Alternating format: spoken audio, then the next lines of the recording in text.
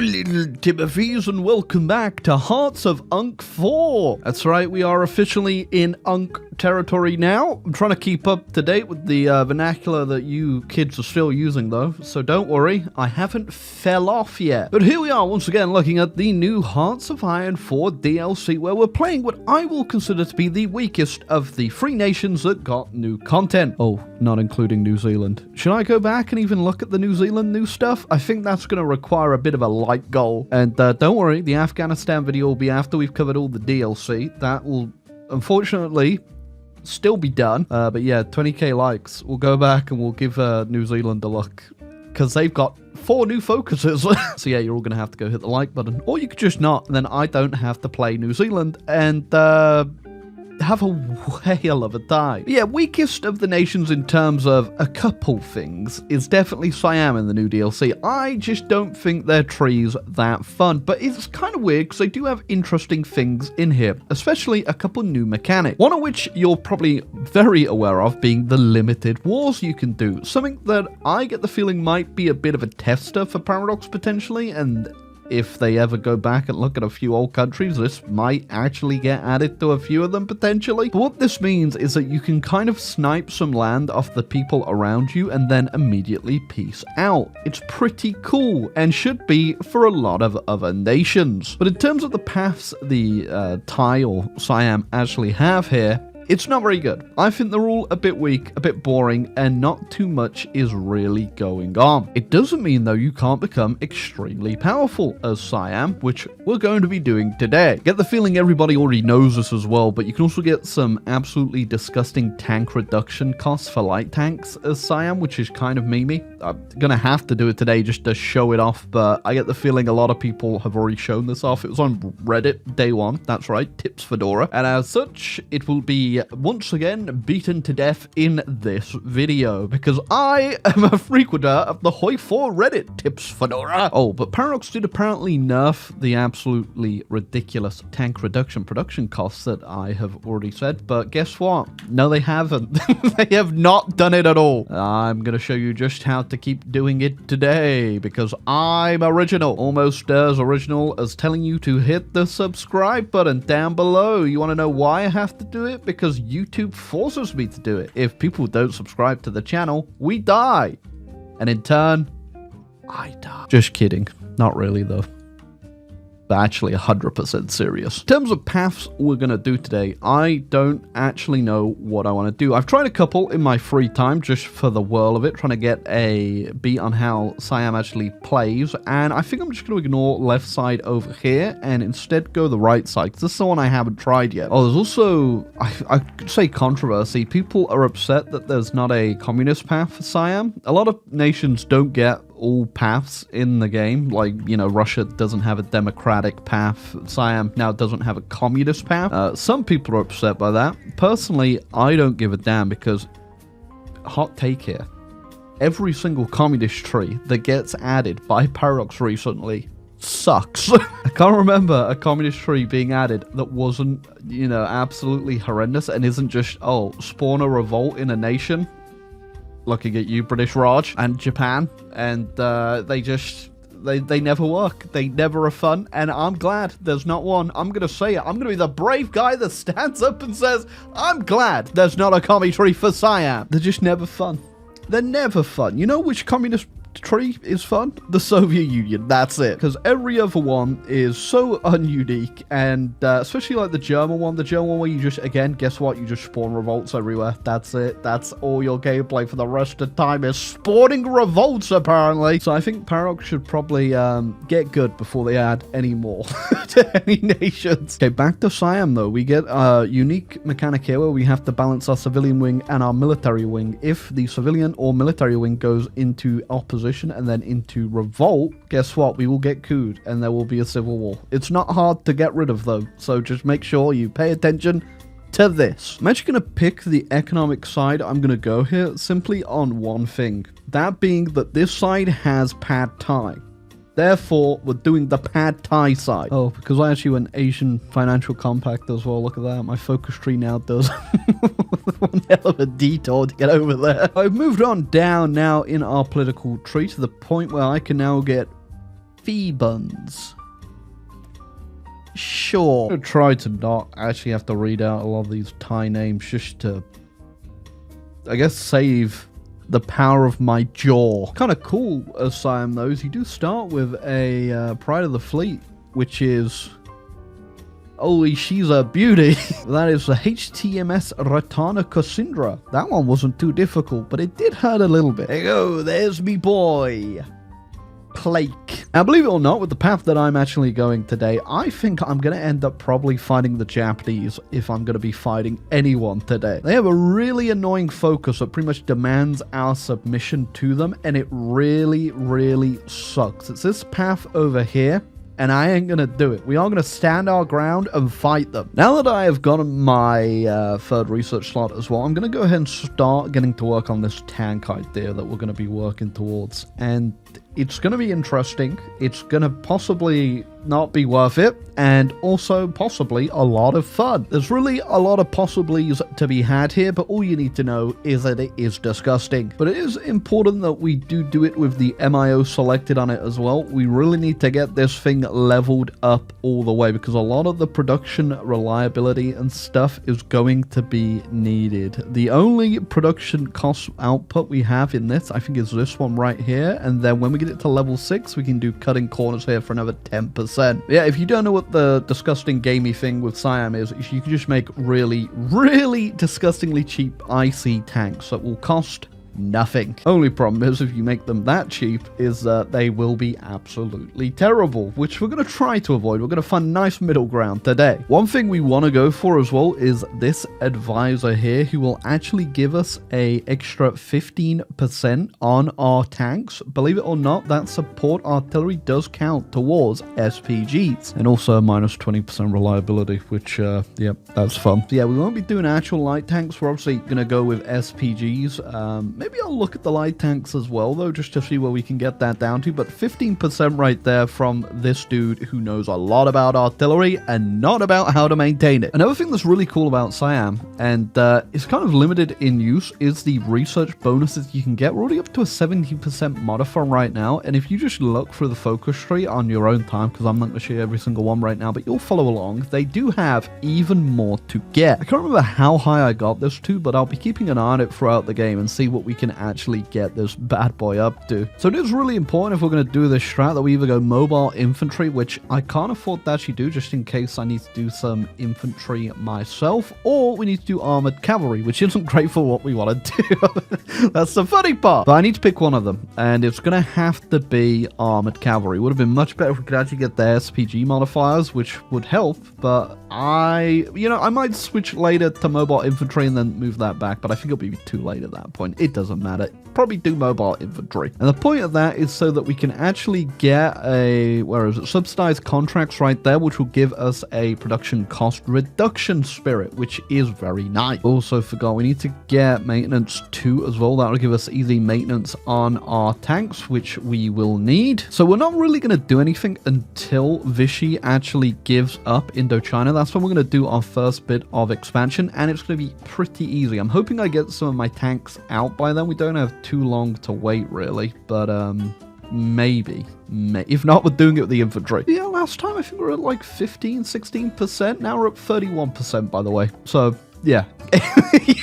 Also, I haven't looked at this before. You get this unhinged focus down here. Use ships as generators. Placing capital ships owned by us in a core state will actually give us a minus 2% bonus to factory energy consumption per capital ship, up to 15%. So if we actually had some capital ships, bar our Pride of the Fleet there, that would actually knock down our energy consumption in states quite a bit, which I can't do because I'm not building ships. But if I ever capture some, maybe. That's the one thing I do like about the Siam tree, is there's just so much like weird stuff that's not on any other nations in this tree. We also have this spirit that came from a focus called contingency funds, that when we're at war we can release this. It loads up while we're at peace, and then it will give us a huge production output when we do this right here. Release contingency funds. Look at that.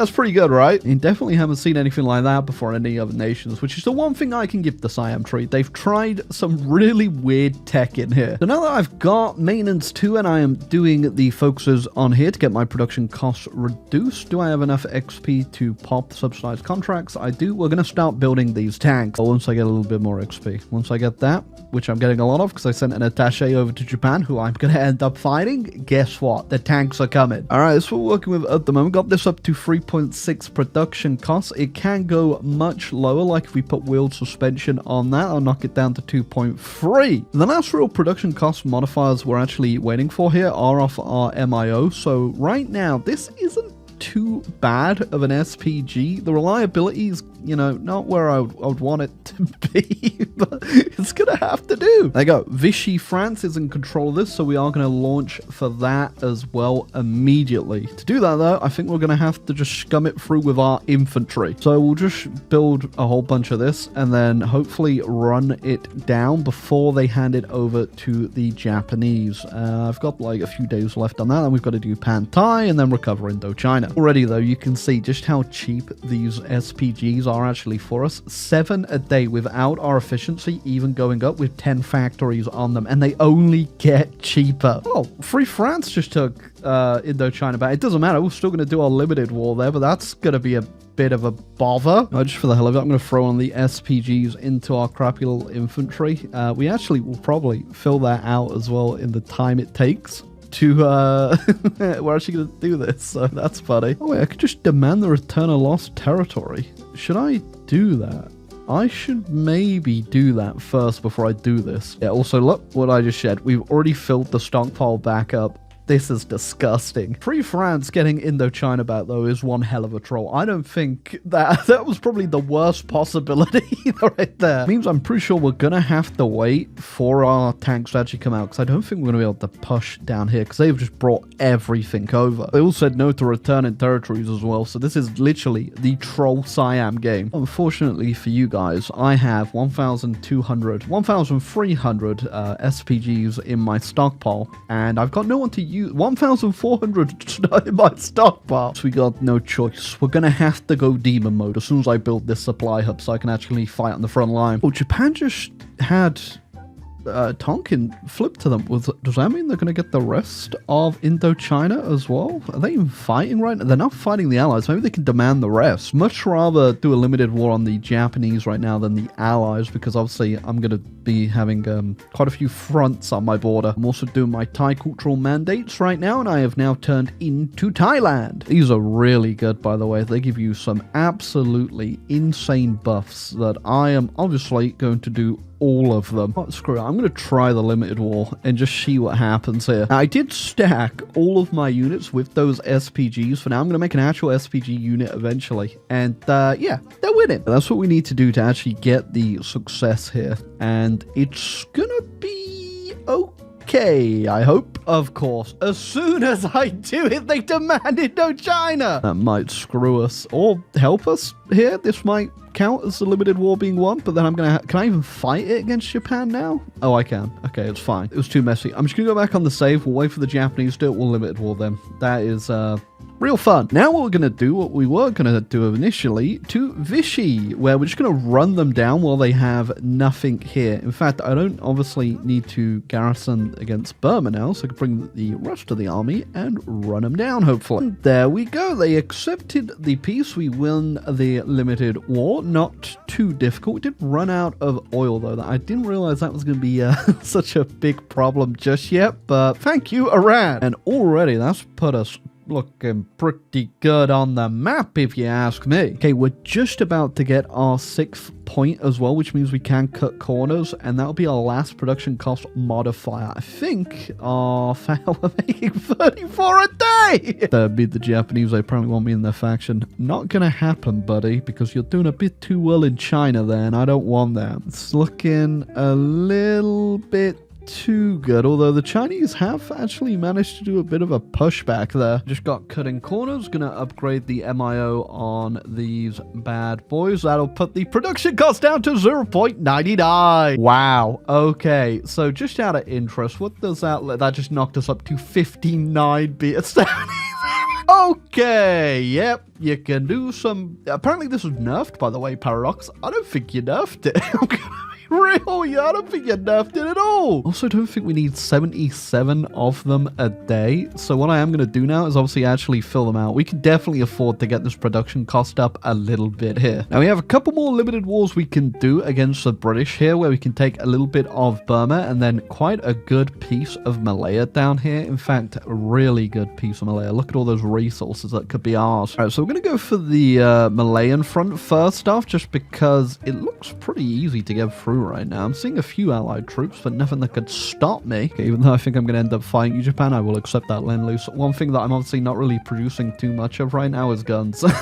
I need a lot of them because I'm trying to build my actual SPGs now. Look at that. We've already won it. We could continue if you're really unhinged and don't want to do a limited war. You can just keep going. I'm obviously going to just go ahead and say, yep, we're done here. I will take just that. And you just get a white piece with the faction and you get the land. Pretty cool, right? Really funny though, because they obviously gave this state to the British now, I think, along with Singapore. You can just do a second limited war straight away and just take one single tiny little state. Yep, for Thailand. Ooh, technically, I completely forgot about this, but if you get up to major power, Sweden can offer you ball bearing trades as well. I'm only a few factories off being considered a major. Maybe that'll pop up as well, but that will give us another production cost reduction for our tanks. Oh, if you're going for limited wars as well, in your propaganda, if you go down far enough, I think, is it radio propaganda here you unlock, or is it this one? I think it's that one right there, the movie theater one. You can unlock movies that you can screen for your people. These actually give you really good bonuses, especially if you're doing limited wars like that. That'd give you breakthrough against them, and that's gonna help us take Burma. Boom! Another victory under our belt. I think that is all the land that we can take through limited wars, but it is a good bit of land, I won't lie. On top of that, I believe we can also get it all cored if we get the compliance up on it, which it is a little bit of a drag. We need 65%, but we do get loads of modifiers to actually get it up pretty quickly. So yeah, now I think I'm just going to wait around to fight the Japanese. It's not going to be a very long, powerful, overpowered game. I'm gonna be real. I'm playing this pretty small. Oh, actually, I just realized you get the new territories administration too. This will give you even more compliance growth speed. So I'm just gonna smack all of these at once and hopefully get it cored. Completely forgot as well. We are up to 42% research speed without doing a single computer tech, by the way. That's ridiculous. Siam has got a lot of big brain power in it, apparently. Just to see how deep we can get this thing to go, I'm going to go ahead and do atomic research as well, and I'll do all the computer tech, and we'll see where we end up. You know, okay, don't have a heart attack there. That's just me doing the converting to my own MIOs. But ain't that a number you love to see? Oh, I just converted my entire stockpile in a second there. Look at that. Here you go. Ready? And they're done. Holy crap. Yeah, I got 13,000 of these in the bank. We should just make these good. Why not? I mean, the production cost is like, we've done the production cost now, right? We know you can get it low. Let's make them powerful, though. Yeah, oh boy, I'm down to 24 a day. What am I going to do? There's 9 factories on this. There you go. Sweden requests trade of military expertise for ball bearings. That'll give us a whopping 8% production cost modifier reduction. And I'm just straight up back to almost 50 tanks being built a day. Crazy. So we went up to... If I was to actually be where I was before, we'd be in the negative, I think, in terms of our production capability there, which is what you don't want, I think. Yeah, we'll be at minus 0.08, which if we did, we wouldn't actually be able to build the tank, by the way. If you go into the negative, you can't build them. The one big bottle cap we're really missing for the most part is just steel. We get like no steel at all. It doesn't help I'm still on export focus because I'm trying to do the research speed max right now, but once I get the last 2 techs here, we'll see what it gets up to, and then I'll probably go down. Japan still hasn't actually demanded that I join the faction yet, and they are kind of getting a bit too powerful over this, so I think I'm just going to end up declaring it on them in a minute. I'm just going to wait though to try and figure out the steel situation, and then we'll go in. I might also just declare on China at the same time though, just so I can actually get all of China after. We'll see. Okay, I'm really struggling for steel, so we're just going to say 8% right there. On top of that would put us up to 71% research speed. That's ridiculous. I'm going the limited export, which means, yep, 59. Damn, that's disgusting. Did I even solve the steel issue? It made it a little less painful, but not enough. And guess what? We're at the point now where we've ran out of steel in the world. There you go. We can finally do the Greater Thai Empire. I've got everything up compliance-wise, and that's going to make us, I'd say, even more powerful, but considering we have an unlimited amount of SPGs in the bank, I think we were pretty powerful anyway. And considering if you think just what we own right here and the fact I've not been building factories because obviously don't have anything to do with them with no resources, you can have one hell of a powerful economy as the Greater Thai Empire. 113 factories and so much more room. Pretty damn crazy, actually. It's a really, obviously, powerful nation. Not even including the unlimited SPGs. Oh, Japan just did their peace out. That makes my life a lot easier, because now I'm going straight in on China. A little bit annoying I didn't get to fight them, but I guess I kind of did with the limited war we did. Whatever, let's see how big we can make ourselves on the map. Damn, as well, I just realized 3.68 million manpower we actually have just sat around. That's crazy. So a really stupid and fun thing about my tanks as well is that we do get mountain tanks, which give us a modifier for actually fighting in the mountain. You ain't gonna stop me in the mountains, boys. Now, the old mountain river, though, that is an issue. we can't do it. That will stop me. I'm gonna get a lot more units out as well, but only after we've dealt with this Yunnan situation here. I cannot strangle the supply here. I'm just capturing enemy generals like every damn second here. Look at it. Look who I've got in here already, huh? The usual suspects. Might as well just release my contingency funds as well. Completely forgot I had that as an option. So, boom. I now get massive output production bonus and more civs. Wowsy to me. I don't think I really need them though. I'm gonna be 100 with you there, Chief. Now that we've cleaned up Yunnan, though, it's happening. I am starting to produce a few more troops here. I think the only bottleneck we have is our trucks at the moment, because obviously we're using them to motorize our supply at the same time. But it is no bother, because we're still making 40 a day. 5 factories, by the way. 5 factories are making 30 of these, and these are actually good. They're not bad. They're okay, you know? Also, the Chinese are doing me a favor here, because obviously I haven't really got too much of my doctrine done, but them attacking me is helping me speed that up quite a bit. Yeah, what though? Japan capitulated. 45 Germans are still going. They're on their way out though. Italy has just fallen, but damn, they actually gave it one hell of a shot this time around. We would check what my SPGs got up to. 700 soft attack. Not bad. Just light SPGs, so we can't put the heavy howitzer on them, I don't think. Yeah, I can only put the medium stuff on there, unfortunately, but pretty good for lights, I guess. For the hell of it here, I'm just going to try just a front line. See what happens. And I think they are absolutely just going to blow through everything until we get deorked or run out of oil, actually. Keep forgetting about that one. I know you've done something right when you're just seeing multiple stacks of hundreds of troops just caught in endless retreat. Look at these guys. Where are you going? And so you just capitulated as I got those guys. So as long as I run them out of the tile surrounding, that should be a huge encirclement, technically. There you go. Got them encircled. That's a lot of troops and a couple of generals. We got the boy Jiang Dingwen and Wang Yao Wu. Enjoy your stay in Bangkok, my boys. Yeah, we've completely broken their front lines. There's nothing that can do. I'm too fast. I'm too fast, too furious. Yeah, front lines completely empty at this point. 4 million casualties on the Chinese side here, and no army, by the way. All of their stuff has just been overrun by the soft attack powerhouse. Actually, after this, I might just go fight the Soviets. I'm just gonna overrun them. Well, the jewel of my new empire, China. Well, I also puppeted Xinjiang and have put the Neo-Chagatai Khanate on the map.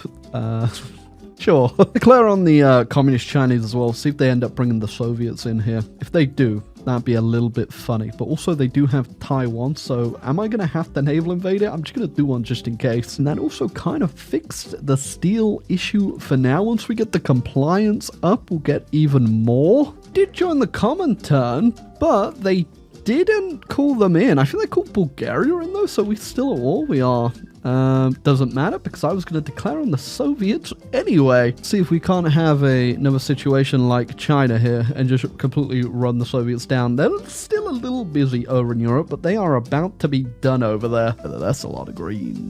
That's a lot of green. This has capitulated now, though, which means a lot of the Soviet forces are probably on their way through Siberia now, up to me. Also, I don't think Siam in this DLC is the most fun nation in terms of what they can do. They are definitely probably one of the most overpowered. I've already got full collab on all of China.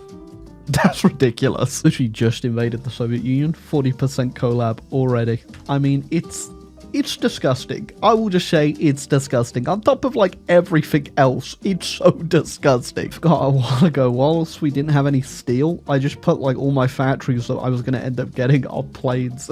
I've just got like 3,000 planes I didn't even know about. Not that surprising, but the only thing stopping me from being in Moscow right now was the supply. Soviet troops, though, look like they are on the Western Front because there's nothing here now. We've done like 2 million casualties on them, so I've encircled everything and destroyed what was over here. And the Allies, and specifically the Kingdom of Denmark, is making the push to Moscow. Assuming the Soviets are probably about to cap any second now. Yeah, they're up to 98%, so if we just do a couple VP snipes, and that'll be it. Wowzers! I'd love to say that was difficult. It was not in the slightest. Honestly, did not think I was going to be able to grab pretty much the entirety of the Soviet Union there, but look at us go. Aren't we disgusting? Okay, actually, let me just annex a Neo-Chagatai Khanate and sentence them back to their, their life back in hell. And there you go. Ain't she a beauty? The great Thai Empire. Man, disgusting. Disgusting. But really fun, I gotta say. We'll go up the free trade just so that we can see that 76% research speed bonus as well at the end there. Ain't she pretty? Man, what a fun game though. A little bit ridiculous in terms of overpoweredness, I guess, and what you could get up to as the Thai Empire, but I think completely deserved. But yeah, I had a lot of fun. I enjoyed it. If you enjoyed it, feel free to leave a like, subscribe down below. I could keep going, I guess, go fight the Allies, but I think this video has probably gone on way longer than I'd like it to. But yeah, I guess go have fun as Siam in HOI4 before the fun police turn up and nerf it into the ground. Oh, also at the end there, I completely forgot this is the cultural mandates. Once you've finished all of those, look at all that. Look at all that. Ain't it beautiful? On top of just everything else you get. Ah!